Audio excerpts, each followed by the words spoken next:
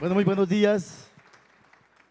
Gracias por estar acá, gracias por elegirnos, gracias por creer en nosotros. Sin esa confianza no hubiera sido posible llegar a estos 15 años. Bienvenidos a esta fiesta, espero que la pasemos muy bien. ¿Qué tanto sabemos de riesgo? Especialmente de riesgo reputacional. ¿Qué sabes sobre riesgo reputacional? Esta fue una pregunta que nos hicimos hace 4 años en Azorriesgo. ¿Qué sabemos de riesgo reputacional? Hace 4 años prácticamente no sabíamos nada. Lo que la intuición, lo que el sentido común te dice, y es que riesgo reputacional es la probable pérdida que puedes tener por deterioro de tu reputación. Es unir el término riesgo y unir el término reputación y ¡olala!, sale la definición. Y no sabíamos nada más de este tema. Pero una asociación gremial que se dice es especialista en riesgo, no se puede dar el lujo de no saber de un riesgo que ha sido catalogado como el riesgo de todos los riesgos, el papá de los riesgos. Las encuestas lo dicen, por encima de cualquier riesgo está el riesgo de reputación o el riesgo reputacional. Y en ese entonces, hace 4 años, poco o nada sabíamos, lo que dice el sentido común. Y por eso iniciamos un proyecto investigativo, liderado y acompañado por la Universidad de Externado. Empezamos a trabajar en investigar qué era ese riesgo reputacional, especialmente direccionado al sector solidario. Lo primero que hicimos fue buscar en Google, ¿qué podríamos tener en Google?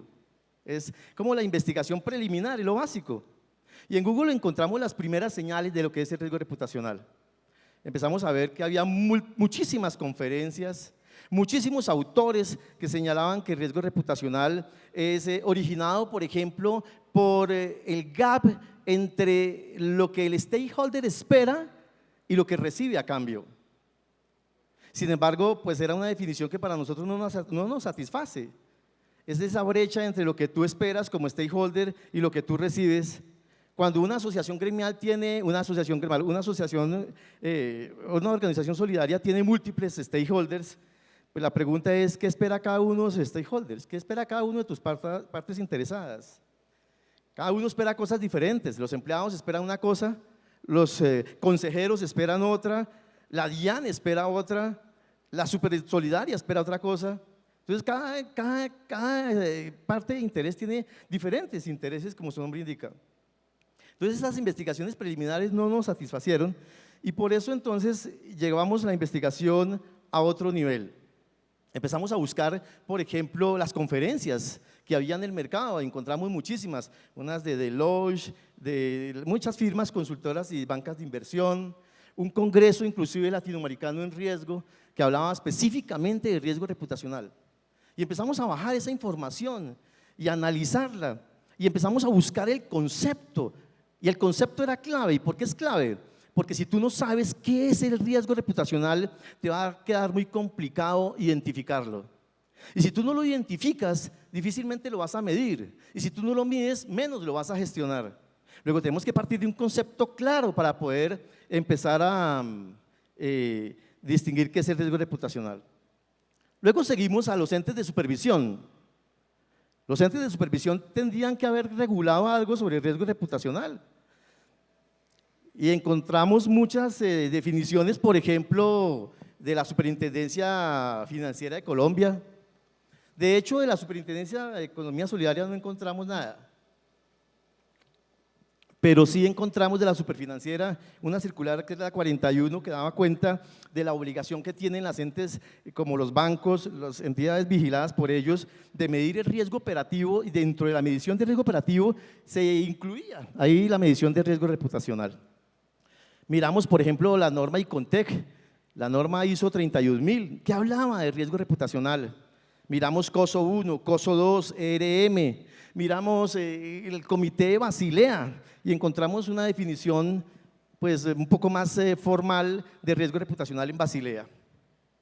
Muchos organismos de talla internacional empezaron a regular este tema, entre ellos, como yo les decía, la Superintendencia Financiera de Colombia. ¿Qué dice la Superintendencia Financiera de Colombia? Dice que el riesgo reputacional es la probable pérdida o la posible pérdida que pueda tener un ente un ente financiero, un ente de crédito ocasionado por publicidad que sea falsa o cierta y que de ello se desprenda una pérdida de clientes, pérdida de mercado y demás. Ya empezaron a generarse elementos importantes. Es que el riesgo reputacional se puede originar por publicidad. No solamente porque el stakeholder espera una cosa y yo como asociación, como organización solidaria de otra, sino que también hay otro elemento concurrente generador de riesgo reputacional y es la publicidad. Sin embargo, no satisfechos con esto, seguimos explorando y explorando. Fueron muchas las entidades y organismos internacionales que consultamos. Luego miramos qué estaba haciendo el mundo en general en torno a esas normas y encontramos que esas normas quedaron convertidas en manuales. Aquí tengo varios ejemplos de algunos manuales que encontramos. Manuales que terminaron siendo unos protocolos para manejar PQRs, peticiones, quejas y reclamos. Manuales que acogían la definición de Basilea, pero nada más. No había una solución tangible que nosotros pudiéramos decirle al sector solidario, mire, usted va a identificar el riesgo reputacional aquí, usted lo va a identificar de esta manera, esto de allí de riesgo reputacional. Y claro, una vez identificado, el sector solidario podría empezar a medirlo y en consecuencia a gestionarlo. Pero todo este proceso investigativo no nos resolvía nuestro problema y por eso seguimos investigando.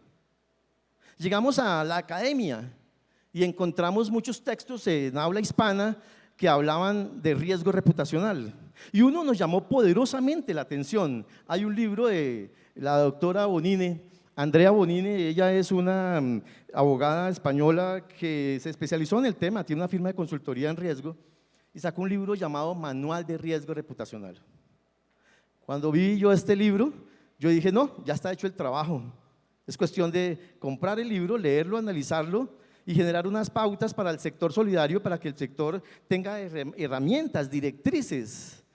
Ya que la superintendencia no ha generado ninguna directriz, pues nosotros vamos a ayudar para que se genere esa directriz y el sector pueda tener de alguna manera mecanismos para blindarse de este fenómeno que mata empresas, mata organizaciones. Este riesgo cuando se materializa es letal, no te da posibilidades muchas veces de sobrevivir. Desafortunadamente, el libro que consta de 3 partes no terminó siendo ningún manual. La literatura muy gaseosa, muy abstracta.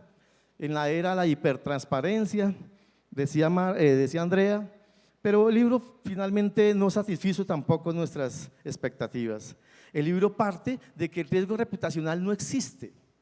Lo que existe es la consecuencia de otros riesgos. Cuando se materializa el riesgo operativo, se te genera riesgo reputacional. Pero nosotros pensábamos, ¿será que esto es cierto? ¿Será que cuando yo tengo riesgo operativo materializado, inmediatamente se me genera riesgo reputacional? Porque nosotros sabemos de muchas organizaciones solidarias, muchas cooperativas que tienen materializados muchos riesgos operativos y aún así su imagen, su reputación sigue intacta. Entonces, ¿cómo se explica que muchas organizaciones tienen problemas de riesgo operativo, pero aún así tienen el riesgo reputacional intacto? Otras, en cambio, por ejemplo, no se les ha presentado problemas de riesgos operativos y sin embargo tienen problemas de reputación. ¿Cómo pasa eso? ¿Cómo pasa que sin tener problemas de riesgo operativo tengas problemas de riesgo reputacional? Por eso, sencillamente, tampoco quedamos satisfechos con este nivel de investigación y pasamos a otro nivel. Pasamos a lo que en el mundo se está escribiendo sobre riesgo reputacional y encontramos muchos libros. Por ejemplo, encontramos el libro de Honey, que es una guía corta del riesgo reputacional, el de Jenny Reiner, el de Judy Larkin, que fueron libros que a nosotros nos aportaron mucho en términos de conocimiento y nos dieron algunas pautas de cómo alinear, por ejemplo, este riesgo a la estrategia de la organización solidaria. Estos libros pues realmente fueron un aporte significativo a nuestro proceso de aprendizaje como asociación, porque repito, nosotros estábamos camino a encontrar una metodología, un proceso que le sirva a la organización solidaria para poder identificar, medir y gestionar este riesgo. Sin embargo, nuestra pregunta de cómo identificarlo no estaba resuelta. Sin embargo, nuestra inquietud de qué es riesgo reputacional tampoco estaba resuelta. Muchos de estos autores seguían sosteniendo la teoría de que el stakeholder es la clave, de que hay que satisfacerlo y hay que encuestarlo y hay que saber qué quiere para saber qué darle al stakeholder. Pero resulta que no, muchos stakeholders pues tienen una expectativa que a veces no se cumple y sin embargo la reputación de la entidad sigue intacta. Por ejemplo, yo y muchos inversionistas hemos comprado acciones con la expectativa de ganar un 10 o 12%. Esa es mi expectativa como stakeholder, como inversionista. Y sin embargo, a la hora de la verdad, la entidad no me renta el 12 ni el 10, me renta el 3. Y no por eso ha perdido la reputación esta empresa. Es decir, no porque no me satisfizo como stakeholders, la entidad pierde la reputación. Entonces, por eso nos alejamos de estas definiciones de creer de que cuando tú no satisfaces del stakeholder tienes problemas de reputación o de riesgo reputacional. Nos alejamos de estas definiciones. Y pasamos a otro nivel mucho más profundo, un nivel más científico, y fue ir a donde se encuentra en teoría lo que es denominado la frontera del conocimiento. Estos son papers, son documentos que son publicados por revistas tituladas como científicas, revistas indexadas, revistas para que cuando publican es un proceso de 1 o 2 años. Es decir, publicar en estas revistas lo hacen realmente la gente que ha investigado durante mucho tiempo y dura un proceso de 1 o 2 años para hacer que a duras penas te publiquen un documento de estos. Aquí encontramos casos de estudio, encontramos evaluaciones empíricas sobre entidades que habían tenido problemas de riesgo reputacional. Una de ellas, por ejemplo, el Banco Santander en España, fue uno de los casos que vimos como emblemáticos. Se le hizo todo un análisis del por qué este banco había tenido riesgo reputacional y por qué se le había materializado su riesgo. Otros papers como el de Christian Ecker, uno de los norteamericanos, digamos, que más ha contribuido en esta frontera del conocimiento del riesgo reputacional, con un paper denominado Reputación Corporativa y Riesgo Reputacional. Y fuimos no solamente a textos emitidos por autores norteamericanos. Jordi Cifra es un autor español, y estuvimos también con autores italianos, inclusive con autores sudafricanos. Fueron muchos los papers, muchísimos los papers que buscamos para investigar sobre lo que es el riesgo reputacional, cómo identificarlo y cómo medirlo. No satisfechos con esto, empezamos a buscar otros enfoques, porque el enfoque que estábamos encontrando era un enfoque eminentemente cuantitativo, numérico. ¿Cuál es la probabilidad de que se presente una crisis reputacional en tu organización solidaria? Eso era lo que estábamos buscando. Nos encontramos con varios libros. Uno, el de Niklas Luhmann, es un sociólogo alemán que escribió un libro titulado Sociología del Riesgo. Este sociólogo alemán es considerado como uno de los mentes más influyentes del último siglo en materia de sociología. Y los aportes que ha hecho en el tema de riesgo son invaluables. Empezamos a ver que habían otros conceptos adicionalmente al riesgo, como por ejemplo el peligro, la amenaza, la vulnerabilidad. Niklas Luhmann dice que la incertidumbre es cuando el ser humano desconoce lo que va a pasar en el futuro, y el riesgo es cuando el ser humano intenta predecir ese futuro. Y estableció una división y una frontera entre lo que es la incertidumbre y lo que es el riesgo, y lo mismo la diferencia entre lo que es amenaza y lo que es peligro y lo que es riesgo. A veces pasamos por alto estas definiciones, pero esas nos han ayudado muchísimo a elaborar la metodología que hoy les voy a presentar. También estudiamos a Ulrich Beck, otro alemán que desarrolló un libro en el año 86-90, denominado La Sociedad del Riesgo. Y también Mary Douglas. Los dos primeros son sociólogos. Mary Douglas es antropóloga y ha escrito 7 libros, 3 de los cuales son sobre riesgo. Imagínense, sociólogos, antropólogos, psicólogos son los que más han contribuido al estudio del riesgo.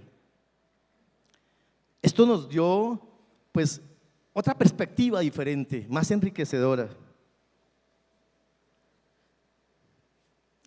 En el año 2017 tuvimos la oportunidad de ir a la Universidad de California State a presentar el avance investigativo que habíamos logrado conjuntamente con la Universidad Externado de Colombia y a presentar el estado de las cosas en materia de investigación sobre riesgo reputacional. Luego, el año pasado estuvimos en la Universidad de Granada un par de meses.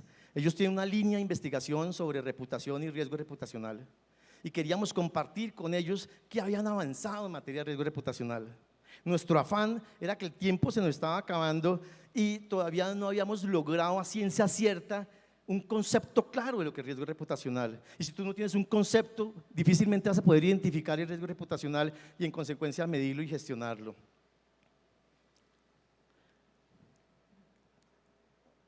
¿Cuál es la conclusión hasta el momento? La conclusión hasta el momento es que llevábamos 12 análisis de 12 presentaciones, 17 libros de riesgo reputacional, 9 libros sobre riesgo, 6 libros de sociología, 11 libros de supervisores, 3 tesis doctorales analizadas una por una y 848 revistas científicas internacionales que hablaban sobre riesgo reputacional. Eso era lo que habíamos investigado hasta el momento. Pero ¿qué quedó de esa parte de la investigación? Tanta lectura, tanto compartir, tanto seminario, ¿en qué quedó? Primero que todo, quedó una biblioteca digital. Una biblioteca que está al servicio de ustedes. Esa biblioteca fue construida para ustedes. Esa biblioteca almacena todo el trabajo y todo el esfuerzo que por más de 3 años desarrolló la asociación buscando una explicación y un concepto claro en materia de riesgo reputacional.